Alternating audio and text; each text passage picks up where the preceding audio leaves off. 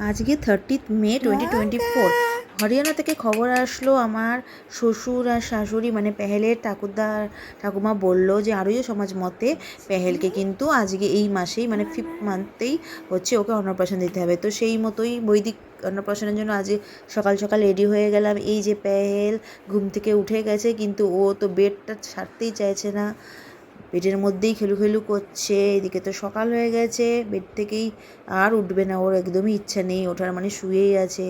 ও কি বুঝতে পারছে আজকে ওর বৈদিক অন্নপ্রাশন? ভগবানই জানে। ও তো দেখি ওঠার নামই করে না, খালি খেলু করছে। ওকে কতবার পা ধরে টানাটানি করছি, তাও হাসছে খেলছে, কিন্তু উঠবে না। যাই হোক, ও ও তো ওর মতন খেলছে।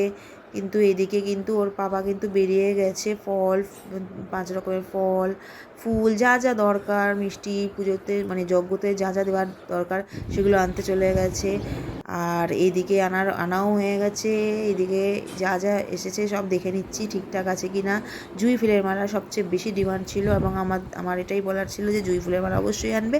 তো জুঁই ফুলের মালাও দেখলাম চলে এসেছে। আর এইদিকে তো রিমদি লুচি ভাজা শুরু করে দিয়েছে, আর পায়েসও হচ্ছে।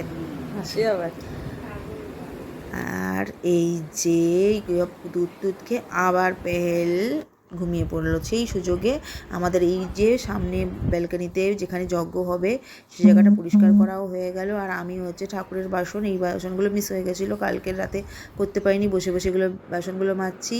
তারপর স্নান করে চলে এসেছি পেহেলের সাজগোজ রেডি করতে। এই যে পেহেল তার অন্নপ্রাশনে পড়বে এই ফ্রকটা, তার সাথে জুঁই ফুলের মালা, আর এইগুলো রইল ওর গয়নাগাটি। এবারে বাবা, পেহেলকে রেডি করা তো বিশাল চাপের ব্যাপার, কিন্তু পেহেলের মায়েরও শাড়ি এই যে পেহেলের সঙ্গে একদম ম্যাচিং।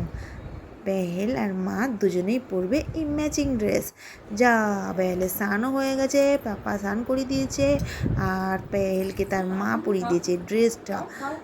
পেহেল ড্রেস পরে আবার খিদু পেয়ে গেছে, পটলের দুধ খাচ্ছে।